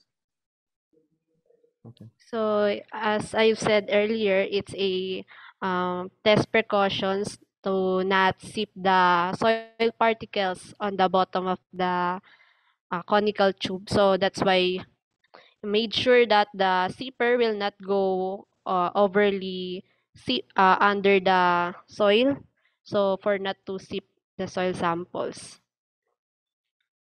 Thank you. Thanks. Michelle, if I hope the question is answered, otherwise please let us know. Another question from Chot Tue. It's about once indicator is prepared, how long it will be used. I don't know if this refers to which method, or so if Berkil or Jardette are going to answer. So for this one, the indicator refers to the titration method. After you have put or placed the indicator in the solution, immediately you should have titrate the samples, or just within the days, just to ensure that there will be no interferences or any problem that you will encounter during the analysis time for the titration method. Thanks. Another question from Astrid Carol. I don't know if we already went through this, but maybe it's better to stress this point again. The question is, can the storage time of the soil influence its carbon content during analysis? Actually, the storage time of the soil does not affect the carbon content of the soil, because soil organic carbon does not volatilize. Only nitrogen content of the soil does. So as a common practice, you can store the already analyzed samples in your storage room for around 6 months. And after that, if you have released your results, you can now dispose those samples. But that practice should be agreed upon with your customers when they sign the contract or the request for analysis. The question from Abdul Jabbar is, how much chloride contents of soil can interfere the organic matters analysis results? Where is this one? I know I wrote me in a private chat. I can repeat if you want. The question is, how much chloride contents of soil can interfere the organic matter analysis result? Okay, so actually the interferences from the chloride can't be determined, because every soil sample has different characteristics. You will just have to use a silver sulfate if in case you encounter a soil that has high chloride content, so that you can precipitate the chloride into silver chloride. Good, thanks. I hope this answer. Bright Fafali Dogbay ask, okay, thanks for the presentation. And I would like to know, how do you detect iron and manganese interference during analysis? Okay, so usually you can visually predict the possibility of having iron and manganese interferences. Usually if the soil samples are of a bright red color, you expect that it is an acidic soil and there is much content of iron and manganese. And of course, also if you analyze this sample in parallel with some of your analytical procedure, let's say for example, when the soil sample is due for analysis for trace elements, then you can manually check it from the results of the analysis. And for the checker of the result, that's the time you can ask the analyst to redo the analysis, because you cannot manually check the presence, if there is a high content of iron and manganese. You should always counter check it with a conventional method, like for the analysis of trace elements. Thank you. Maria Kostainova asked if they have any question, if they can contact you. So I don't know if you are confident with that. If Berhil, Jordet, and Gina, if you are fine with that, yes. Maybe you can share your email address in the chat, so participants can eventually contact you if they have any other questions on this methodology. Okay, sure. I will just share our email addresses here in the chat box. Okay, thanks a lot. So Mayra, sorry, if you have questions, and also the other participants, you can contact them directly. They will share the email address in the chat now. I received another private question from Dr. Muhammad Naden Ashraf, asking about the colorimetric method, why we can't filter it before absorbance.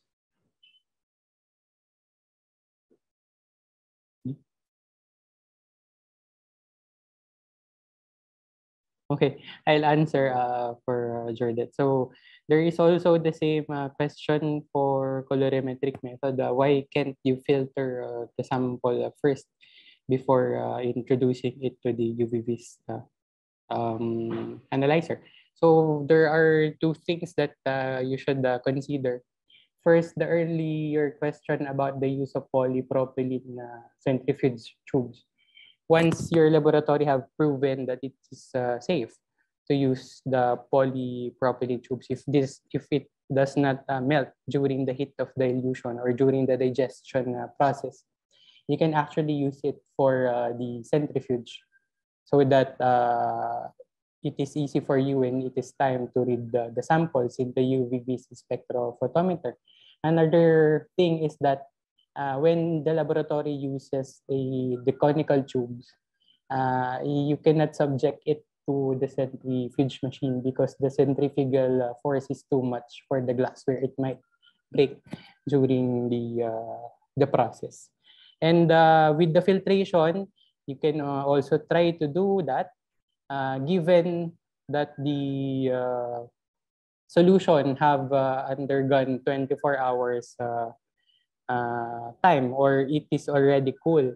Because if you remember, any filter paper is also made up of paper, and paper is made up of carbon. So if you put quickly the solution, it's still hot, it means the process of digestion is not yet done.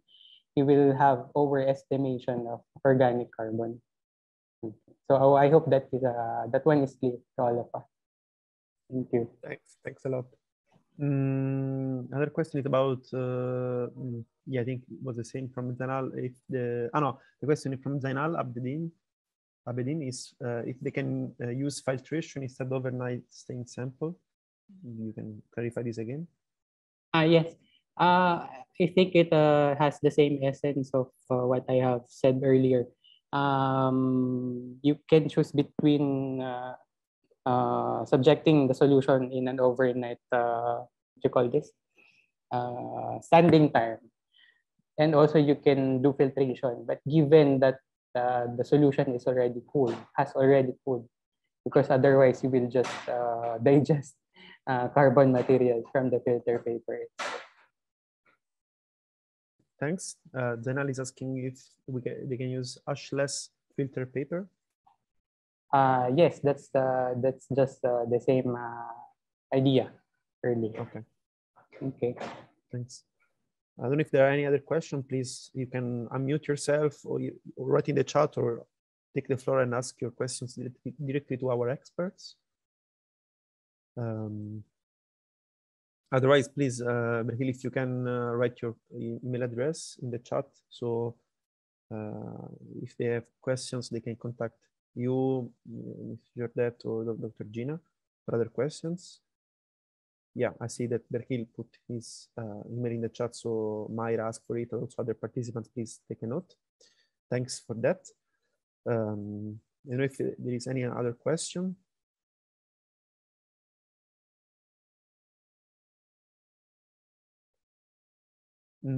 Erika asked a clarification, but it is about what you said about storage. We assume that the storage is dry, not fresh, right? Yes. You should store the air-dried samples, not the fresh one. Okay. Yeah, maybe what I would like to do now, just a second, is to share with you all the webpage of GLOSOLAN.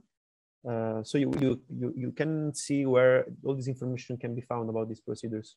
So this is the webpage of GLOSOLAN, the Global Soil Laboratory Network. You see that we have different information here, different material, and so. On the left side, you can see a menu with different topics of the network.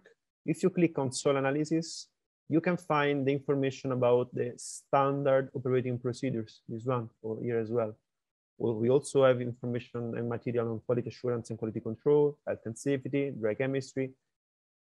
So if you click on standard operating procedures, here you have some information, and you can go to soil chemical analysis and select carbon. If you click on carbon, you will find this web page on all the information on the standard operating procedures GLOSOLAN harmonized to measure organic carbon or total carbon. So here for total carbon, we have an SOP on the mass dry combustion method. For organic carbon, we have the Walkley and Black, so the method that was explained today. So if you click here in the English version, this will be displayed. You see, you have the text. You can download it for free. You can see, you can consult it online. You have all the information about the calculations, the materials you need, the procedures, the health and safety regulations for these procedures, and really all the information about all the steps of these procedures, considering also the calculations and so on. Still, you can also find the training video. So if you want to see again the video that have been displayed before about titration and colorimetric, just click on them. For instance, titration, and the video on YouTube can be displayed. The same for the video on colorimetric made by colleagues from Philippines. So you go here, the video will be displayed, and you can select here, once it starts, you can select here the subtitles. You can activate them. And you can choose the language of the subtitles. So if you give here settings, subtitles, you can select Arab, Chinese, French, English, or Spanish. So according to your language preference, you can select even Arabic if you want. And the subtitles will be displayed in Arabic as well, or French, English, Spanish, all the UN official languages. This is done, of course, to allow you to follow better these procedures. Back on GLOSOLAN website, you can see here, so this is the webpage on SOPs.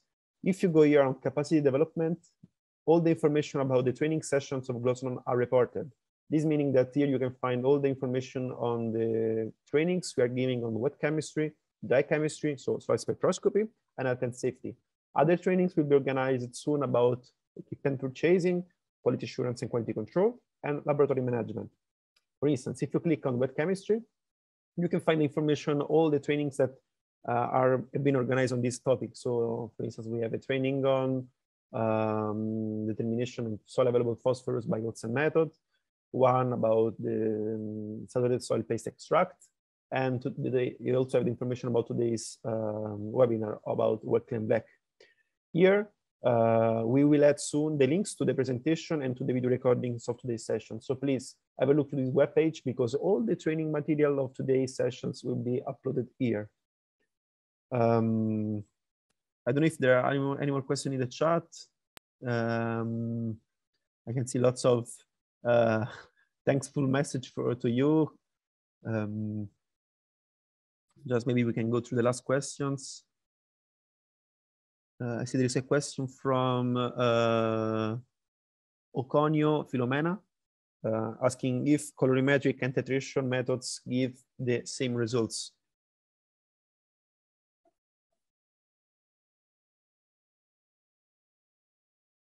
Hello. Actually, I answered this one also in the chat box. So these two methods, yes, it's okay. These two methods give results close to each other. The results are intercomparable. If you want to try to prove it, you can analyze both titration and colorimetric method and just employ statistical procedures on the results just to prove that the methods give almost the same results in estimation. Thank you. Thanks again. I also put in the chat the link to the webpage I just showed about our analysis, our work about soil organic carbon determination. There is a comment by Robert from New Caledonia, Vincent Robert. Of course, as mentioned already, Walkley and Black involved the toxic reagent, very dangerous reagents. We are working also on, as I mentioned, on other methodologies like Turing, and hopefully we will work soon on loss of ignition. We'll try to establish transfer functions to compare the results of different methodologies. I know that Virgil is also already working on that. Maybe you can also mention the work you are doing, or because I know you also make some experiment about this, the Walkley and Black. So please. So actually, in our laboratory, we are now in the process of conducting method verification procedures because we are planning now to shift from the colorimetric method now to the dry combustion method, to the safer one. So upon checking the initial results that Jordette herself actually did, we saw that the results are also intercomparable to each other, provided that you should have to be careful with the amount of soil that you subject during the combustion analysis, because otherwise you will consume immediately the reaction chamber or the reaction tube of the combustion analyzer. So around there, the soil that you should use is around 10 to 20 milligrams only. So that's the limitation of the combustion analyzer. But it is a more greener approach for the determination of soil organic carbon, and uses almost no chemicals, because it just uses the tin foils, and the soil sample will be burned in a 1000 degrees Celsius chamber. Thanks for your clarification. I see no other question in the chat. So I would like to thanks again our colleagues from the Bureau of Soil and Water Management, Dr. Gina Nilo, Mrs. Jordette, and Mr. Bergil, of course. Thanks a lot for your availability to give these trainings. Once again, let me stress how pleased, how happy we are about your cooperation in this activity, because really, again, I think that when experts from different parts of the world share the knowledge with peers from different parts of the world, this is really when cooperation and the GLOSOLAN network wins. So when we can share this knowledge and allow other colleagues to improve their capacity according to what you know, this is really something about sharing the knowledge and helps the other labs to improve. Is what our GLOSOLAN chair, Mrs. Nopmanet Sumanang, always say, no? Helps those who are in the back to improve and to reach the higher steps of capacity. So thank you once again. I invite you to keep track of all our GLOSOLAN activities on the website. And I don't know if, Nok, I see you are there, if you want to say something, to say goodbye, to close the meeting, and to greet our colleagues from Philippines. Thank you very much, Gina and the team. You are always do a very excellent work. Well done. And I see that we have many questions from the chat, and many questions is very interesting that we need to, I think that maybe the revised version of the organic carbon, we should include all of these comments, because in some, like in the case of the comparison about the colorimetry and the titration, we already have the data for the Philippines, no? About the validation. Maybe we can add up in the table as an annex, so that we can like answer the question from the chat also. And also about the, I saw the question about the how to handle about the waste from the potassium dichromate. This is also very interesting that we need to try to work together for the solution. Because now we said that we correct it separately, but finally in Thailand we have the study of this removing of this waste, but it's still like preliminary research. But maybe if we work together in the same way, maybe we will have more result that can extend this research work to help to fix this waste. About the colorimetry, I think that we use the colorimetry, it will more friendly environment, because they use less amount of the chemical. This is also one of the interesting thing that we need to consider.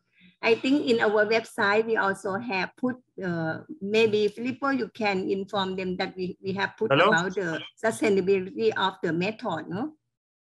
You can show them about this, I think. Yeah, I will inform, like, let me share the web page again.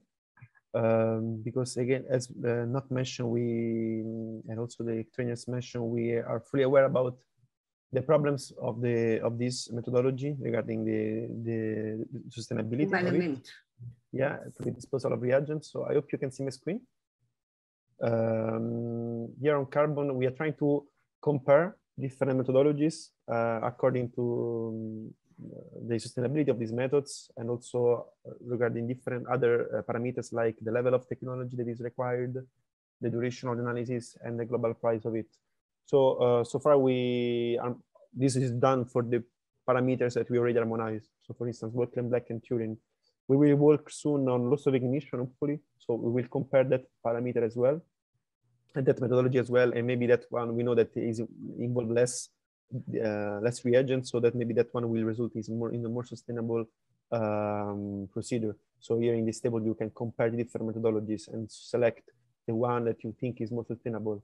For instance, this is done for all other actually parameters and methodologies.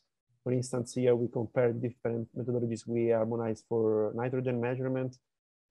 We see, for instance, Keldal is a little bit more risky compared to UMass and distillation method. So here you can really compare the methodologies according to the risk for human health regarding the use of the reagents, the environmental risk related to the disposal of the reagents involved in the measurement, the level of technology that is required, the average duration of the analysis, and we try also to collect some information about the global price of the analysis for customers.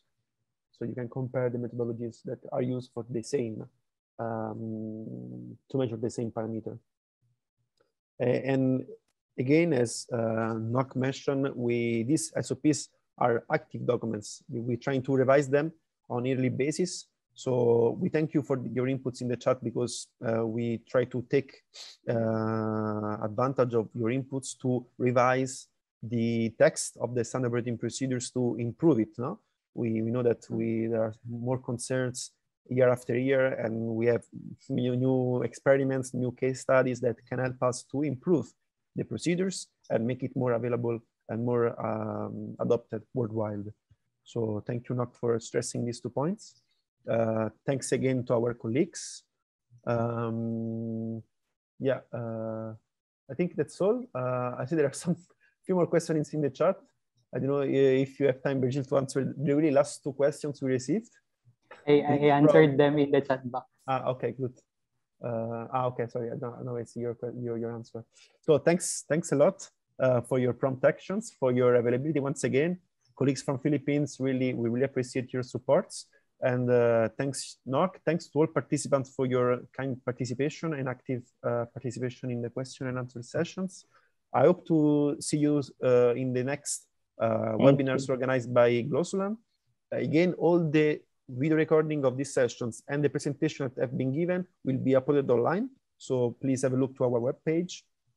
And we will try to send as soon as possible the certificates of participation to this training.